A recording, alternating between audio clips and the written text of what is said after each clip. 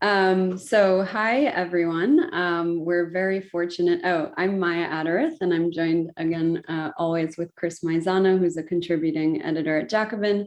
And we are here with our penultimate session on the decline of European social democracy. And we're very, very fortunate to be joined by Jane Gingrich. She's Associate Professor of Comparative Political Economy in the Department of Politics and International Relations at the University of Oxford and a Tutorial Fellow at Magdalen College.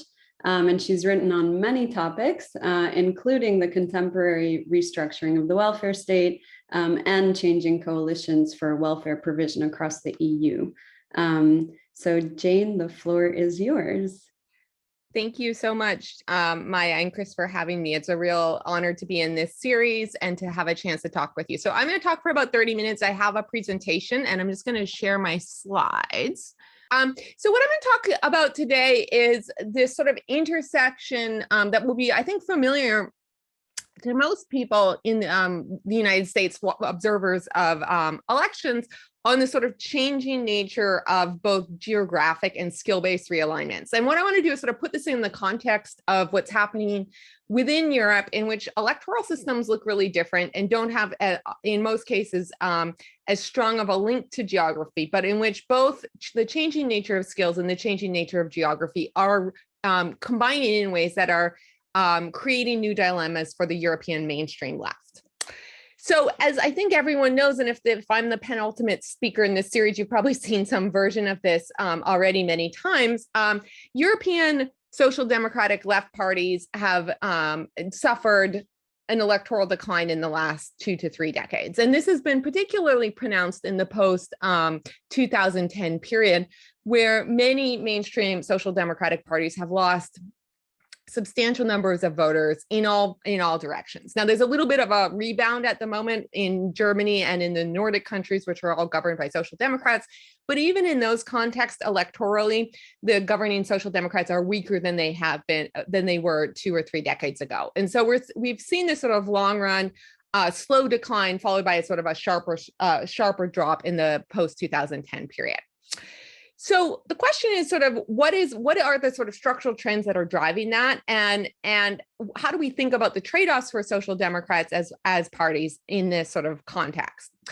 So the first thing, and again, as the penultimate speaker, you've probably heard a lot of different definitions of this, but what is social democracy? So in the sort of most basic sense, and the way that I'll use it in a sort of descriptive sense in this presentation is that social democrats are a cohort of parties that run under socialist labor or social democratic labels.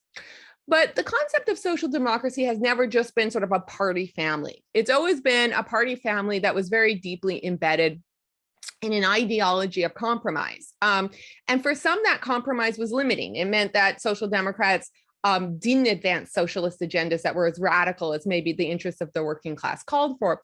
But for others, it was really fundamental to the whole political project that the social democrats were key to delivering a compromise between workers and the middle class that sort of made a more egalitarian state and also stabilized democracy in the post-war era.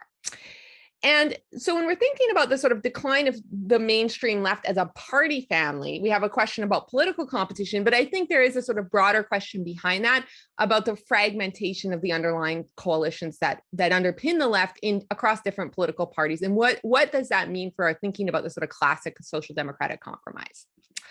Okay. So in the kind of so-called golden age, post-war period, this compromise took, or the sort of strength of the political left took 2 forms. So the first is that the sort of mainstream left in Europe drew on voters that in the working classes, so lower education, lower income, but not exclusive to them. And secondly, so just to show this, and I think if you're familiar with Thomas Piketty's new book, or you've been sort of following some of these debates about changing education and income cleavages, you'll be familiar with this, but to show this in sort of more description, what you can see is this takes 3 educational categories, and you can think of these as sort of high, medium, and the other way around, low, medium, and high in terms of formal educational attainment. And what we can see, if we look at the British Labour Party, the German Social Democrats, or the Swedish Social Democrats, they had a huge advantage among voters that had lower formal levels of education in the 1960s and 1970s. And they did less well, especially, the British Labour Party did less well among those with slightly higher or very high levels of education. Over time, what we see is this educational gradient begins to really weaken. And so the left in all countries starts to pick up educated voters. And that's a very good thing for the electoral fortunes of the left, because the size of the educated population dramatically expands. But this gradient also really narrows in terms of sort of mobilizing low voters with lower formal levels of education. And you can see that is basically happening everywhere, although to varying extents. And I'll come back to this more in just a moment. Now, the so-called Golden Age Compromise didn't just rely on sort of the working class as voters in a kind of disaggregated sense, but Social Democrats often, particularly the very successful parties of Northern Europe, also brokered kind of a cross-regional compromise, cross-regional basis of support. So what this chart shows is on the x-axis, so down here, it shows the share of a particular European region. So these are kind of like large regions that are below the level of the central government, but not like as small a level as towns. It shows actually the industrial share of these regions in 1938. And then the y-axis shows the vote for Social Democrats in the 1950s. And what you can see is that in many countries, Social Democrats have kind of a regional stronghold. So they in the UK perform extremely well in Wales, in parts of the north. In Germany, of course, they do well in Bremen and Hamburg, the kind of industrial cities.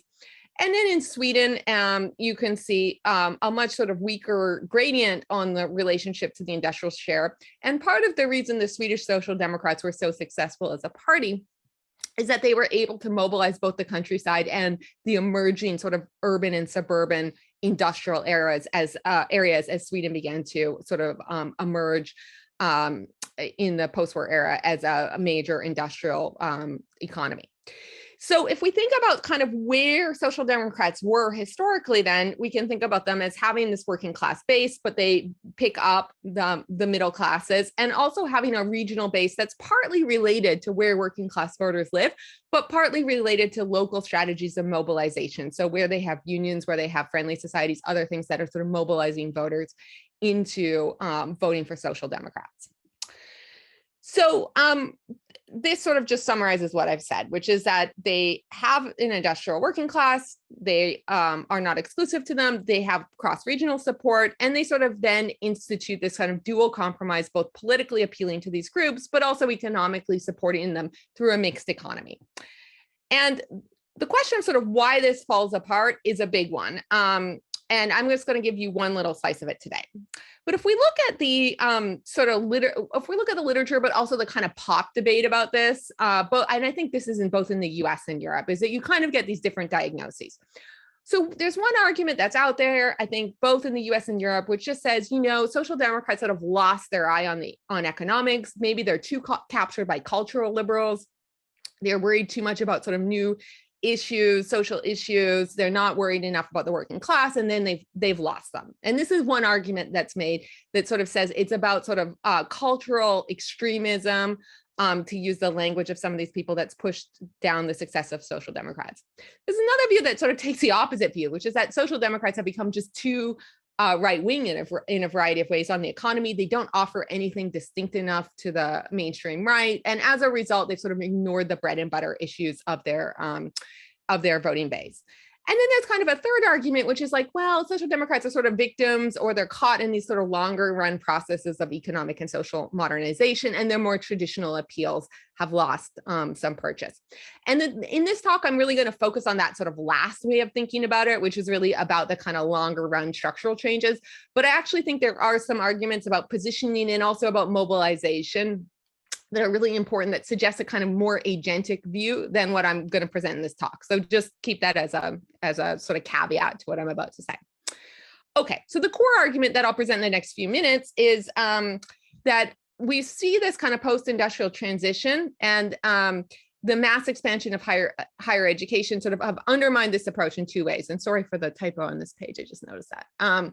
So first, we have new kind of cultural issues that become really important to voters. And we have a huge literature out there on that shows, I think, really convincingly that contemporary voters are weighing what are sometimes called second dimension preferences.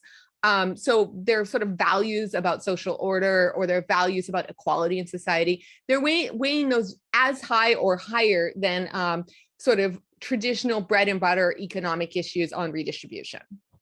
And so this divides parts of the left space across different kinds of left parties. And we'll talk about that. I'll talk about that more in just a moment when we look at green parties and new left parties in Europe. But what I'm going to argue is happening is that this sort of second dimension, these sort of second dimension cultural preferences and new sort of middle class voters that may vote for the left, that care a lot about sort of new social issues, that these are layering onto new economic experiences that voters have across different types of urban, suburban, and rural areas. And it really makes that this sort of economic fragmentation that combines with some of the cultural fragmentation makes it harder for social democrats to just rotate back to the first dimension. And so they can still win votes when they're talking about things like pensions or employment security, but they can be outcompeted in a number of directions. And it's harder to hold together these cross-class and cross-regional coalitions. Okay, so what are, just everyone knows this, but just to put some flesh on it, let's look at sort of what's happened in terms of the economic structure of sort of the contemporary European political space. So what this slide shows is this is showing the share of the population with a college degree across 3 decades. So the 2010s, 2000s, and 1990s and that's on the y-axis. And then on the x-axis is the density of the geographic region broken up by more Anglo countries and continental European countries. Okay, so what is this telling us? Again, I think probably something that's really familiar to people, but these data come from really micro census data that we've been gathering as part of this large scale education project that I'm working on. And what we see is that over time, the gradient on urban density predicts the gaps between sort of dense and less dense places become more pronounced in the degree of people with college degrees. And again, American audiences will be very familiar with this sort of economic sorting of people with higher degrees into urban areas. But we can see that this is occurring pretty much everywhere, although to varying extents. So these gaps are bigger in the Anglo countries than in continental Europe, but we're still seeing aspects of these economic shifts in which the educated are increasingly concentrated in absolute terms in cities. Okay.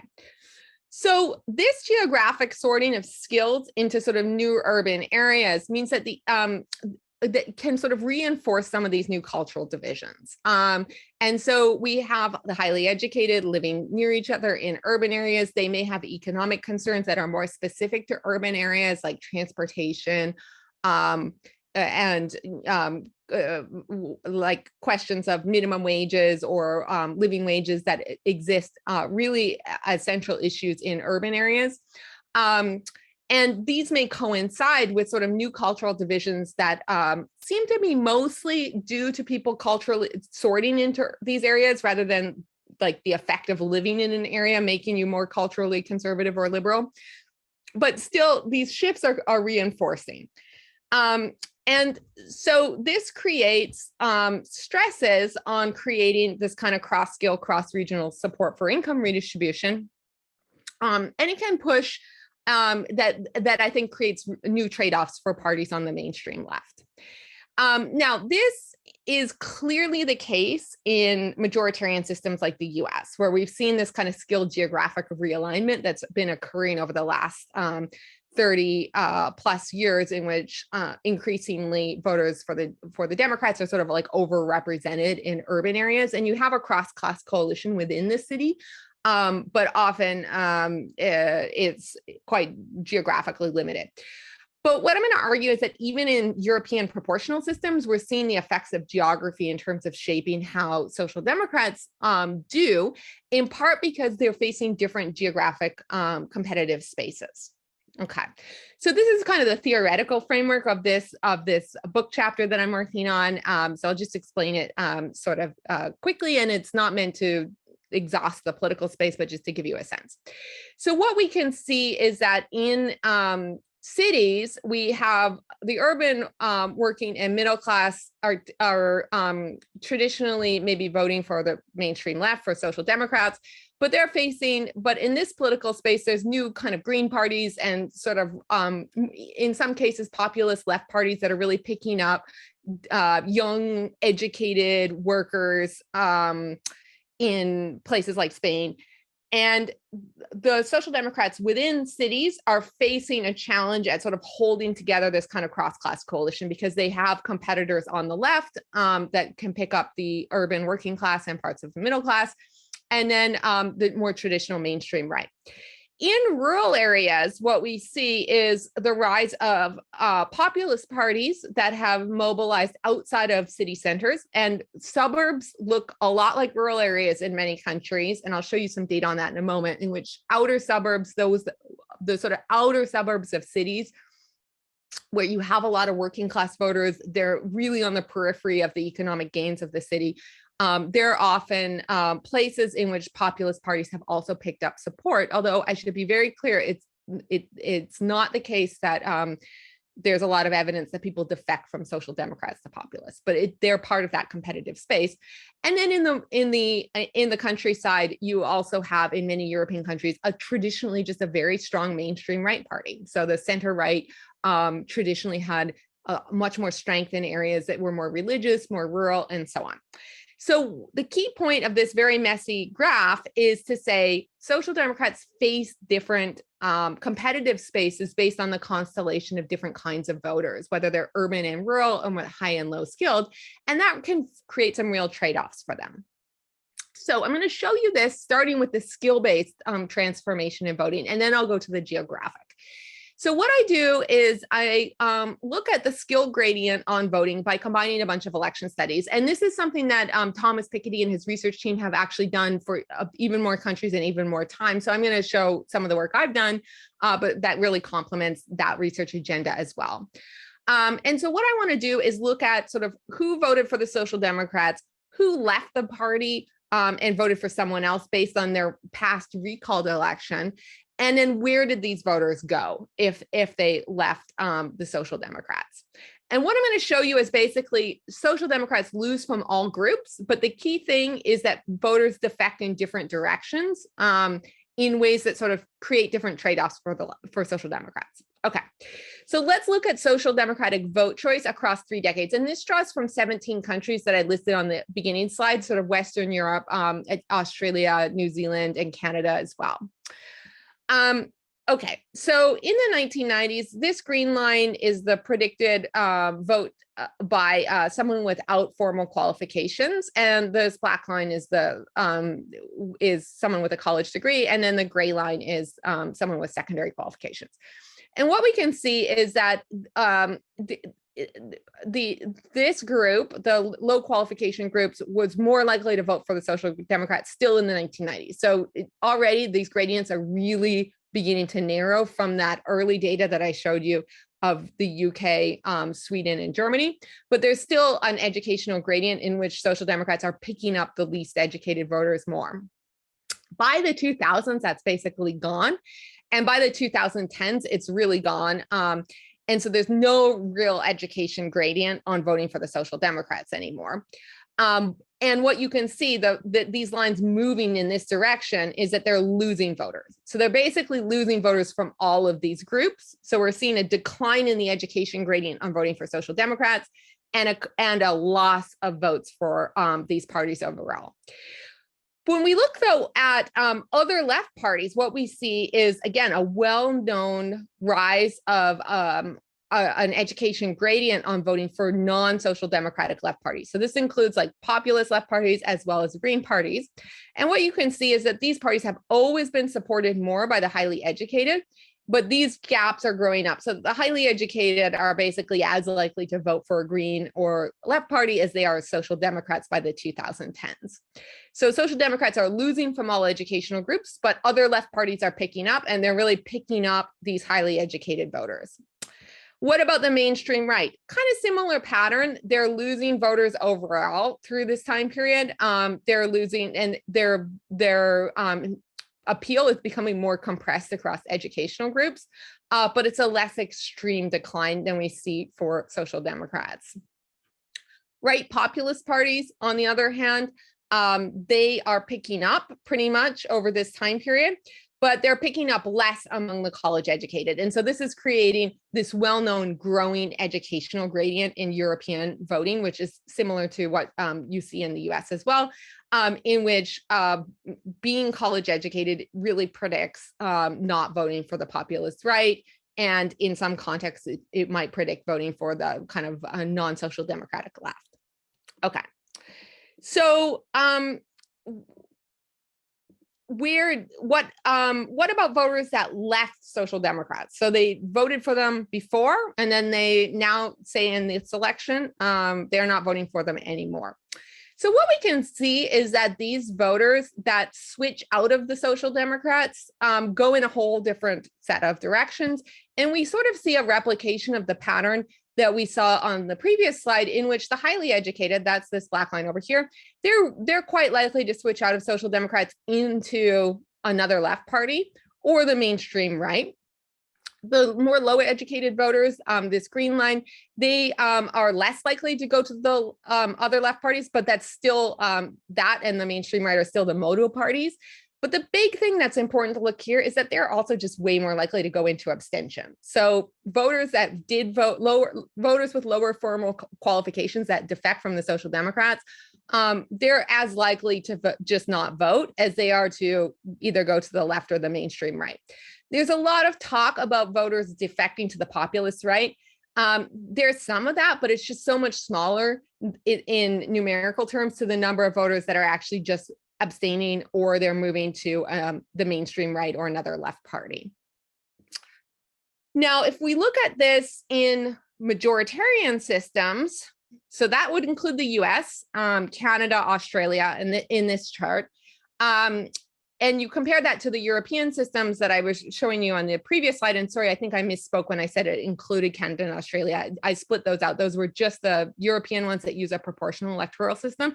And this includes Canada, Australia, the UK, and the US. Here we see what the sort of educated gradient, the education realignment that probably familiar to American voters, which is that in the past, Social Democrats and including the US Democratic Party in this group picked up more from lower educated voters. There's still a sort of an educational gradient in that direction in the 90s, although it was narrowing. It very much narrows by the 2000s. So by the 2010s, they're doing better among the highly educated. And so there's been this sort of educational realignment on the left. Okay, so is this all about voters that are frustrated with the left for being too right-wing, exiting the party? Well, there's not a huge amount of evidence from that, from at least people's election to election switching reports. And so what this shows is voters left-right self-positioning. So you ask voters in surveys like, how left-wing are you?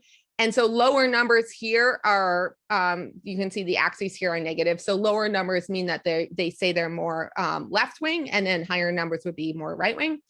And if you look over here, you can see the people that voted for Social Democrats in one election and then said they still voted for them in the current election, they're actually more left-wing than the people who are switching out or switching into the party. So the party Social Democrats are still keeping their sort of loyal base to some extent, but so it's not just that all the sort of left-wing voters have fled from these parties in that regard, but they're not able to sort of hold together their traditional base with some of these new switchers in a very stable way. Now, that doesn't mean that there's no dilemmas of positioning. So here we look at the case of Denmark, and Denmark is kind of a famous case in the social democratic literature because the Danish Social Democratic Party moved to a much more hardline stance on immigration in the last decade. And the idea behind that movement is that, they're sort of returning to this sort of first dimension economic issues. They're listening to parts of the electorate that are concerned about immigration, and they're being responsive to the sort of more culturally conservative demands in the electorate. And the Danish Social Democrats have done quite well electorally. And so there's this question about sort of, well, is this all about that kind of positioning? And my colleague, Tarek Abu-Chadi, has done a bunch of work on this, and he's, I think, very convincingly shows that the Danish case is quite unique. But you can see that what happens is that the Danish Social Democrats in the 90s and 2000s do lose voters that are more restrictive on immigration. And then as they move to a more restrictive position themselves, they lose those who are less restrictive on immigration. That probably is mattering a little more than what's happening with tax preferences, in which their voting base remains quite left-wing on taxes.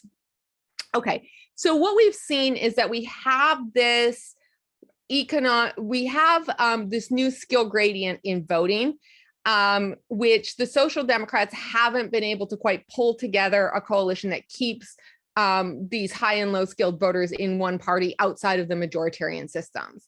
In the proportional systems, we see that skill coalition fragmenting, but voters are going in different directions. The high skilled are going more towards the mainstream right or the Green parties, and the low skilled are going more towards the abstention. So now I'm going to look at this geographically, and I recognize I've been talking a little bit longer than I anticipated, so I might just kind of go through this in a more abbreviated form. But if we look at this kind of economic sorting of high productivity work and culturally liberal people into different places, and then we look at what's happening in European economies, and the same in the US, in which you have this sort of boom areas in urban centers and more sort of stagnation in parts of the countryside, these create really distinct dynamics for voters in these areas. So housing costs are a huge issue to voters in cities, urban infrastructure, transportation, and so on. But people in more rural areas or outer suburbs, access to employment, public services, support for elderly people in the community, access to a post office, functioning transportation having to do with roads rather than necessarily public transportation. These are things that really concern people that live in more rural areas and outer suburbs. And so when we take this kind of skill-based sorting and we combine it with these different experiences that people have within and without urban areas, it can really create difficulty in mobilizing these voters as well. So there's one idea that might say, well, should this even matter in a proportional system? Like, why do we care if you're in Europe? It doesn't matter where you live. Basically, the vote is the parties just get a share of the vote. And that would be true. So if we had all of our sort of voters kind of split across the country like this, it wouldn't really matter if they were concentrated on this side or on this side, because the electoral system doesn't really provide that much of a benefit to being geographically concentrated the way it does in the US.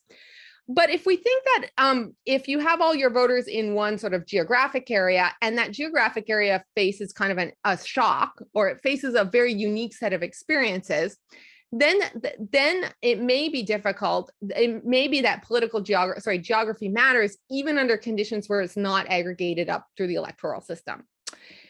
And so in order to kind of look at how this plays out, I'm going to look at some voting that's from a very localized data set of municipalities across Europe. So think of this as units that are much smaller even than the US county, like down to a town of 50 people, which I then aggregate to different features of the political environment and aggregate them up so I can really see sort of what's the geography of voting looking over this sort of 1980s to present period. And try to see sort of how that's evolved geographically over time. Okay, I'm going to skip that and I'm just going to go into this slide. So I am then able to kind of match these localized data to like different types of cities. And I use the OECD's definition of different kinds of cities. So I can distinguish between the core cities. So think of like the inner parts of a city versus the outer suburbs versus more towns and rural areas. So what we see here is social democrats have essentially lost in all geographic areas. They historically in Europe had a stronger support base in sort of smaller cities. So think about like a city that was maybe close to a factory or close to an industrial region. This is where social democrats historically had a lot of strength at this more micro level. And they've lost voters in these areas, and they've also lost them in basically all other types of geographic areas. The mainstream right has also lost, and they were never that popular in big cities, but they've lost, but to much lower extents. Okay, but when we look at who gains, we again see this kind of geographic pattern that kind of matches the individual level data that I showed you a moment ago, which is that the non-social democratic left has really picked up in cities and in smaller cities and large cities, and less so in suburbs and rural areas. Whereas the populist right has pretty much picked up everywhere except the center core urban centers where it hasn't picked up. Now there's some variation here. So in the Netherlands, there's not a huge urban rural gradient. And that's partly because Amsterdam and Rotterdam are very different cities in terms of their economic experiences. But you can see, for instance, in Denmark, the non-social democratic left, for instance, has done very well in Copenhagen, much less well elsewhere, whereas the right populists haven't picked up in Copenhagen at all to the same extent as other places. Okay. In non-proportional systems like the US, what we see is that social democrats have essentially not lost in cities. They've lost in all other types of areas, but they've kept the urban base. So there's been much more consistency in keeping urban voters, but they've lost elsewhere. So I'm going to conclude in just a second, but I want to look at this more systematically to sort of show you the fragmentation of the political space. So what I do here is I basically look at when social democrats lose votes, so there's a swing away from votes and in these really small level geographic areas, who's picking up? Which parties are actually gaining votes when social democrats lose at the level of a geographic area. So it's sort of like my vote defection data I showed you a moment ago in terms of individual level, but now I'm looking at this at the level of a geographic area. And what you can see is that in highly educated areas, and this would look the same, I think, if I use density on the x-axis, when social democrats lose, and the area is not that highly educated, right-wing populist vote share goes up. Whereas when social democrats lose and the area is very highly educated, so well above the mean for the country, green parties pick up. And so this really matches at the geographic level what we saw at the individual level, in that these particular types of competitive spaces are looking really different. So cities and highly educated voters are moving in one direction. Rural areas and less educated voters are moving in a different direction. And the challenge for social democrats is like how to pull those two groups back together in a way that creates a stable coalition. And I'm just going to show one last slide and then I'll stop. So when I talk about cities, one thing I always really, and I know I've said this about 3 times the presentation, but I really want to make it clear because there's often this idea that cities are very homogenous. But when we look at cities, it's important to think that the outer suburbs of cities often face many of the same problems that rural areas do in terms of growth, access to roads, the jobs, good quality jobs, good quality schools, and so on. And when we look at the city as a unit, so this is Paris on the left and Milan on the right, what we can see is the same gradients we're finding sort of urban and rural, we can see within the city as a unit. So if you have on here the share with higher education, so this big bubble would be actual center of Paris, and then we're moving here to some of the outer suburbs, we can see that as you move to outer suburbs, populists do much better. They're much more competitive. Whereas they're not at all in the sort of center of Paris, which is very highly educated. And we see basically the same patterns in Milan. And what's important to think about that is that the suburbs, I think, have become a place of real competition for the political left. And so suburbs have a lot of voters that are very economically dependent on cities, that are potentially, if they live in cities, could be part of kind of a cross-class alliance with urban voters, both working class and more middle class voters. But they're also highly mobilizable by movements both on the left, the radical left, and the populist right. And so we see this fragmentation within the urban geography. So I'm going to put this back here and just conclude by saying, okay, so why is it so hard to build these cross-regional, cross-skill coalitions? It's because they're increasingly sort of the economic and cultural experiences are co-varying in new ways that are sort of making Social Democrats face new competitors in both of these places, but they're not the same competitors. And that makes it hard to have one appeal that sort of moves across both of those groups in ways that creates a stable kind of coalition. So some policies try to do both, and we'll see if some of these work out. But I think structurally, it's been very difficult to do this. And so the things we do see, like pensions and so on, still pretty popular across skill groups, across regions. But then when you move to other policies, the Social Democrats can be outcompeted on both the right and the left, and locally mobilized in those areas. So I will stop here. I apologize for talking for so long, and thank you. Thank you so much, Jane. That was so interesting. Chris, do you want to start off with a question, or otherwise I can start off? Sure, I'd be happy to ask a question. Yeah, thanks again for your talk, Jane. I think it was really interesting and very useful. And certainly, big kinds of raises and speaks to all kinds of big strategic and tactical questions that, people on the left, not just in Europe, but definitely here in the US as well, are really thinking about and in some cases worried about. So yeah, in that sense, my first question that I have has to do with, the question of educational attainment and how it affects the ways in which voters make their choices. So it seems that educational attainment tends to get conflated with class status. Yeah. And, that there's a lot to that, but then, that also introduces certain kinds of shortcomings as well. As there are many different kinds of occupations, for example, within kind of these broad sorts of groups that we can create according to educational attainment. Do we have a sense, is there any evidence that's available or any work that scholars have done that give us a sense of how a particular voter's occupation within each of these different sorts of levels of educational attainment bears on their vote choices? And if that does exist, what does it show? Yeah, thanks. So you're right that I use education here in kind of as a sort of a shorthand for class, and it's sort of a bad shorthand for class because the experiences are heterogeneous within the educated group. So I think one of the things we know historically is that education in the past co-varied very heavily with income. And this is also something that Thomas Piketty's work shows in the really long time period. So when we talk about education and income in the past, those two things are moving together.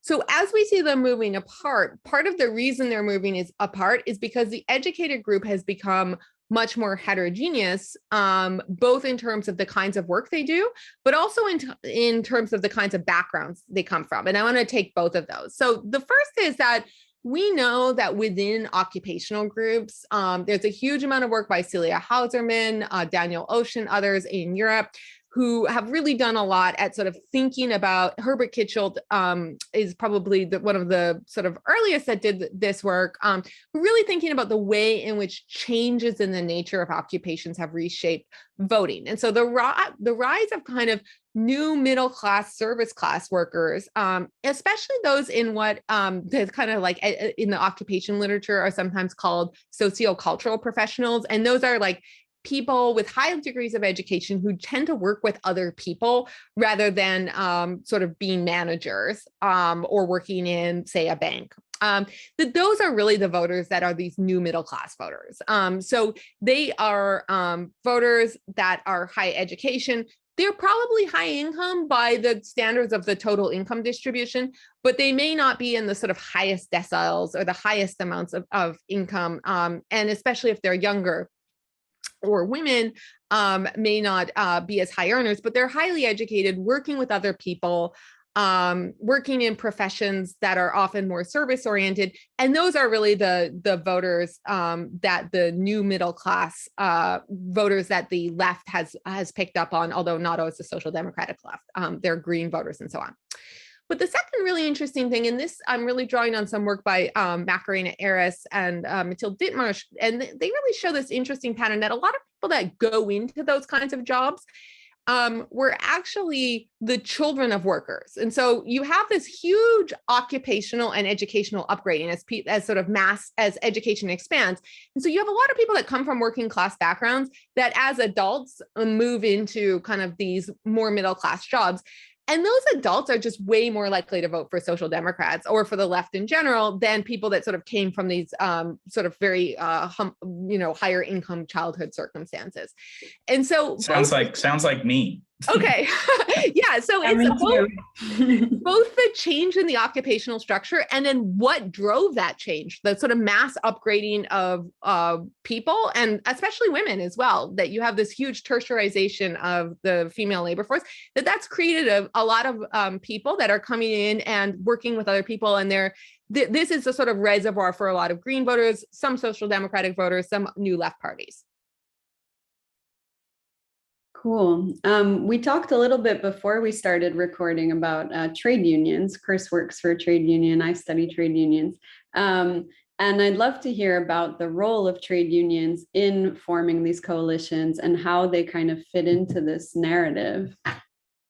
Yeah, so I think, so when you look back at sort of historically at sort of who voted for the left, there's a lot of these sort of structural patterns that are really important. So, if we think about the 20th century, the sort of rise of heavy industry, the rise of the working class, organized around cities, that in some sense you have similar structures across places in which the left sort of builds on the same type of voters in many places.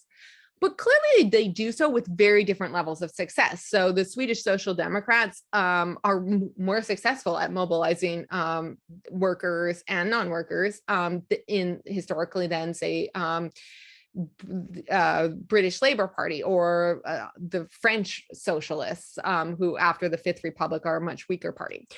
So I think it's fairly clear that historically trade unions were extremely important for mobilizing for the left, both in terms of getting people to vote, out to vote, mobilizing turnout, and also at sort of providing sort of a broader socialization of voters into the party and the links to it as sort of a part of kind of labor organization. As the sort of welfare state grows and as economies become more heterogeneous, I think there's a period in time in which the sort of thinking is, well, maybe these organizations don't matter as much. We can appeal to voters more through policy or through other like sort of more traditional programmatic ways of getting voters to turn out. But I think what we can see now is that there's just a good amount of evidence that the decline of trade unions, and it's not like rocket science to think why, but it's been bad for center left parties for a variety of reasons. So one is that it means that even voters that might be attracted to the center left may not see their interests as much in the Social Democrats as they did in the past, where you had a clear mobilization on the ground by political parties, by unions. And we can also see that some of the when we look at sort of who still is sort of a very loyal Social Democratic voter in the European space, public sector workers are becoming an increasingly important part of that constituency. And public sector workers are often mobilized by unions, and those unions often do have kind of friendly relationships with mainstream social democratic parties, although the degree of closeness really varies across countries. So I think that the sort of idea, I think what's important about this is both the sort of structural changes in the way in which workers are mobilized, but also it's just in thinking about mobilization itself and some of the limits of trying to substitute policy for that, rather than sort of the actual act of sort of mobilizing voters into into turning out and seeing that there's a political party that's linked to their economic interests in particular ways. And then there's a really nice paper by Jake Grumbach and Paul Freimer that looks at the American labor movement. And they find actually that through a variety of mechanisms that increasingly unions actually might have not just a sort of mobilizing effect, but a direct effect on voters' preferences. And so that voters who joined trade unions became more racially tolerant, more solidaristic in a variety of ways. And so if you think about unions as both kind of socializing and mobilizing, and in ways that were often really aligned with the mainstream left, then that decline has been very difficult, I think, and has left,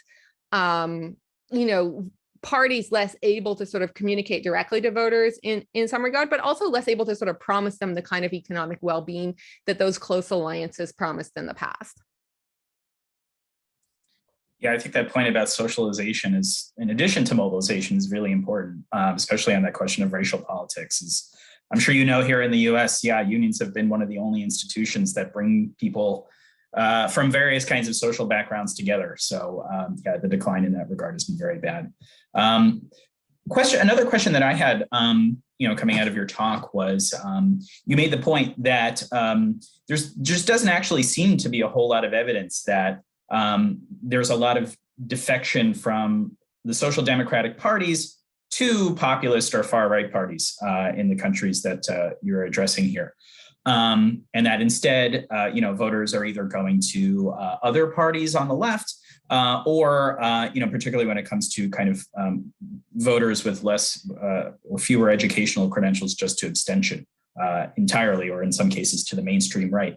Is there any evidence that for those voters who are defecting from social democrats to the mainstream right, that the mainstream right parties are in some way acting as kind of way stations on a kind of right-wing journey to the far right, or is that not happening? Here in the US, that question, I think, gets complicated by the fact that the mainstream right party and the far right party is kind of the same thing. But at least in Europe, is there any sense that that might be happening, this kind of way station effect?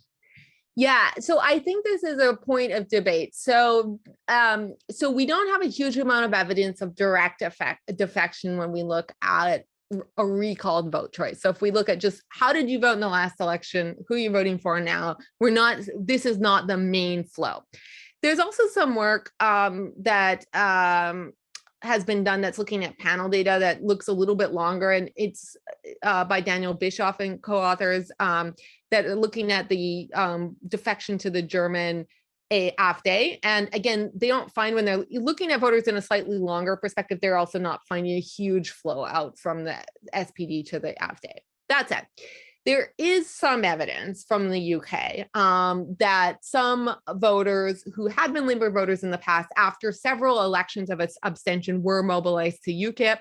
And so I think there is some voters that clearly do follow that path, in which they may have abstained for several elections, and then when they return into politics, or they pass through the Conservatives en route to a sort of a more right-wing party. So I think there is some evidence that does happen in some cases, but it's tricky when you're thinking about it, because if you're thinking about 2 or 3 elections or 4 elections, that's a long period of time. And so during that time period, you also have sort of new voters that are coming on the scene, and also being sort of mobilized in different directions. And so I think the point that Tarek Abuchadi, who's a colleague of mine, would make on this, who's done a lot of work on thinking about this, is like, well, the idea that you can sort of pick, if you move to the right on some of these cultural issues, you can pick these voters back up after they've either abstained or voted for the mainstream right for several elections and bring them back. Maybe there's a few people that are like that, but you're also going to lose a lot of these sort of new voters that potentially are not attracted to that kind of party positioning. So I think that you're right, that there is sort of some of this way station. It could be the case, and there's some evidence of that in some countries. There's less evidence than others. But then what that means for party positioning, thinking about it dynamically, becomes complicated. Sorry, that was a very wishy-washy answer. No, I think it's probably the only answer that you can really give based on what we know. I have kind of a question on strategic takeaways. So you mentioned that suburbs are kind of like an area that we should be paying attention to. Are there other kind of things that have come out of your research that also can serve as kind of guidance for forming political coalitions in favor of welfare distribution, or other kinds of things that we think of under the kind of social democratic umbrella? Yeah, so I think one thing is that a lot of the kind of old policies are still pretty popular. So people really like pensions. Unemployment insurance kind of goes up and down, but basically people want some protection from the markets and the vagaries of kind of income shocks. And so the social democratic left moved a lot in the 90s to kind of education as a way of appealing to voters. And we know from the research that Celia Hauserman's doing, from the research Marius Busemeyer and others are doing, new middle class voters love education, but actually a lot of people really also like pensions and traditional income security programs. And so I think that there is a way in which there is a social democratic coalition out there. And then the challenge is, like, how do the Social Democrats actually capture that coalition electorally when they can be sort of outflanked by these other actors? So I think you're right. Like, going back to the unions question, it's thinking a lot about mobilization, thinking about the ways in which that you could sort of establish credibility as a party on sort of protecting the aspects of the welfare state that are still, and employment protection that are still broadly popular, and income security and so on. It's thinking about the problems that people face in diverse economic circumstances, which probably requires some kind of local mobilization. And so I point to suburbs only because I think that Europe has always had this sort of geography of suburban poverty. And that, I think, is increasingly the case in a lot of US cities as well, as people are sort of pushed out of the core of the city. And the problems people face in those areas can be really disaffecting. And so the question is sort of how you can work around that. I think there's also problems that really strategic challenges that are different across countries. So one thing when thinking about, for instance, climate change, is that I think that there are sort of like red-green kind of coalitions that are potentially possible in the European political space. I think that in really resource-dependent economies like Canada and Australia, but also the US, those have become more toxic. And one of the questions is sort of like how to think about building that, because that's going to be something I think that, of course, is going to become a bigger issue. It should have become a bigger issue many years ago, but it will become a bigger issue as we go forward. And so thinking strategically about sort of how to really engage in that, and especially I think in places where the politics of aspects of clean energy haven't become so polarized, I think to work pretty hard to prevent a situation where we end up looking like these heavily polarized environments where you have really dominant extractive industries. So those are maybe some areas. I mean, they're not, again, the most exciting, but I think that where we see the potential for coalitions, and there's been some really interesting research by people in the European context where they go out and they really have surveyed voters in a variety of places and give them a series of platforms. And they find that actually pretty standard old school social democratic platforms are pretty popular with voters. Like, people do like them. So the question is sort of how to make those credible and how to mobilize on them. And I think that actually that's what we do see to some extent in the recent kind of resurgence of social democrats, where they have done better. It's not sort of reinvention. It's not necessarily coming up with something that's equivalent to what we saw like with the third way turn towards in the 90s, but it really is about sort of emphasizing a degree of competence on things that are really central to voters, like income security, protections in the labor market, social programs, and so on. So kind of boring stuff. Yeah. I don't know. I'm sorry to. It's not. I mean, here in the U.S., those things, I guess, are not so boring because no, but it's have them. Yeah, exactly. No. And you can see that the Democrats are trying to do some of that. I mean, I think it's like where they're trying to go, but building coalitions in the long run is hard. And I think, and it's you can see it 30 years down the line once you sort of look back and say, okay, so here's how this coalition was built. It's very hard in the moment to say like, okay, how will policies and mobilization bring groups together in a way that's actually stable? Yeah, absolutely. And related to that, yeah, I think it's absolutely the case that, across countries, these sorts of very sort of old school bread and butter social democratic programs on economics, I think are still pretty popular across a lot of different groups. Another complicating factor in that regard, though, is, as you pointed out, just how salient, the second dimension, as it's called, in the literature, has become in so many of these countries, including in the U.S., where the culture war, as it's often reduced to, is just so important and so prominent in our politics. So in that respect, it seems like it, at least in an abstract sense, might be a little easier to deal with that kind of complication in a proportional representation system, where you could conceivably have a party that really focuses hard on being progressive on the second dimension, and a party that focuses really hard on being progressive on the first dimension, and they can form coalitions. Here in the US and in other majoritarian countries, it's like that's all forced into, tends to be forced into these two, one of the two big parties, which seems to make it a whole lot more difficult. So, and obviously there's all kinds of debates how to address that. So from your point of view, what in a kind of more majoritarian system, not that you're going to necessarily have the answer as to how to negotiate the first and second dimensions here, but what's your sense of what, I guess the only word we can come up with is optimal, because it's not going to be perfect. What's your sense of what the optimal approach to addressing that kind of tension between the first and second dimensions might be? Yeah, so I think that there's evidence that suggests that you can't